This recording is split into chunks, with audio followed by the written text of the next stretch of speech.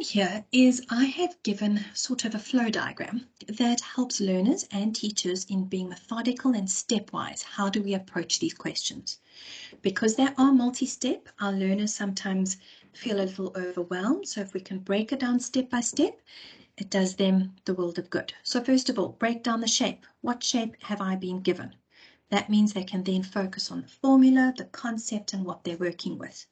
Then convert your dimensions to the required units. So are they doing bunny hops times 10 times 100 times 1,000 when measuring length? Are they doing giant steps, stomp, stomp, stomp when converting mass? Or turtle strokes, consistent turtle strokes with volume? Then next thing, we need to have a look at the shape. Now I've said plus or minus shapes, and that's just conceptually for you to understand what I mean. If we're given a picture of a house, a rectangle with a triangle on top, and they're asked for the perimeter, we need to then combine our shapes. So that's what I mean when I say an adding shapes question. Or is it a subtracting shapes question, as in what is the space between two objects? Then learners need to select the appropriate formula very often, and they need to understand the formula. So that's why it's important that they understand, for example, the formula for the total surface area of a cylinder. And lastly, once they've done the calculation, make sense of the answer and round off and apply it to the costing. So there are four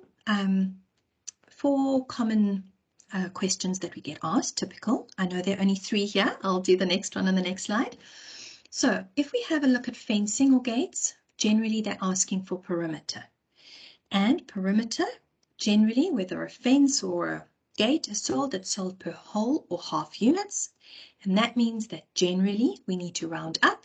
So our costing would be the rounded off perimeter times by the rand per unit. So why I say generally is obviously things are not stuck in stone, and we need to apply it to the context. But this gives us almost a safety net of where am I going, what can I expect? But I might need to change the formula. I might need to use a little savvy, but that's sort of a comfort net.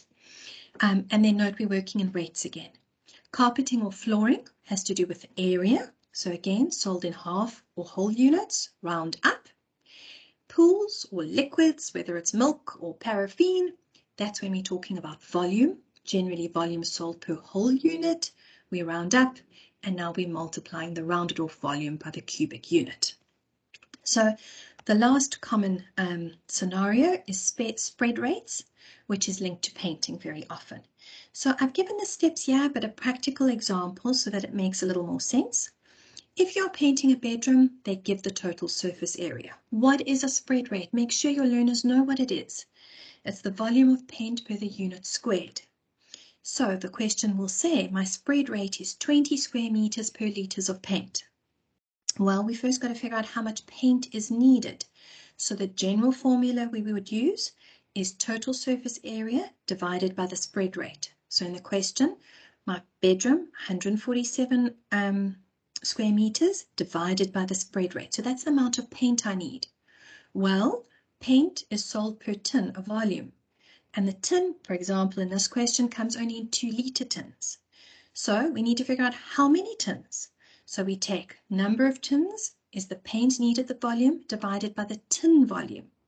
So that's what we get, 3,6. We can't have 3,6 tins. So make sense of your answer. We need to round up, otherwise we're not going to have enough paint. And lastly, my costing is my rounded off tins times my rand per tin. So that's a nice comparison that you can use in class. And this is an excerpt from our book, a nice practice question that combines irregular shapes and costing and formula and dimensions. So grab out your books and find it, and also be sure to know that there are a lot more exercises and test your understanding questions that can help you and your learners in class. So the last part of the hands-on exploration worksheet was costing and spread rate. And same container. This time, if you put the smallest container into the largest one, determine the empty space. And then if we have to fill the space, then there's a costing question based on per litre. The cylindrical containers, we asked to calculate the total surface area, this time excluding the lid. So you can see how we're helping our learners to play with the formula. We've given the formula with a closed lid, so our learner needs to figure out what's what. This might be extension, I understand that, but we also need to cater for our strong students. And lastly, if you had to paint the container, and I know it's maybe a little bit of a push for a Tupperware container, but just as a theoretical exercise, there is a spread rate with not tins, but now bottles of paint. Then consolidation worksheet, the last one on this one, is the same scenario. This time, determine the area of the exposed metal backing. So it's our dotted area. So we're now working on subtracting areas. And we've given the formula. And this time, determine the area of the paving, the striped area. So again, we are subtracting areas. If you found this video useful, give it a like and subscribe to our channel so you don't miss any new episodes.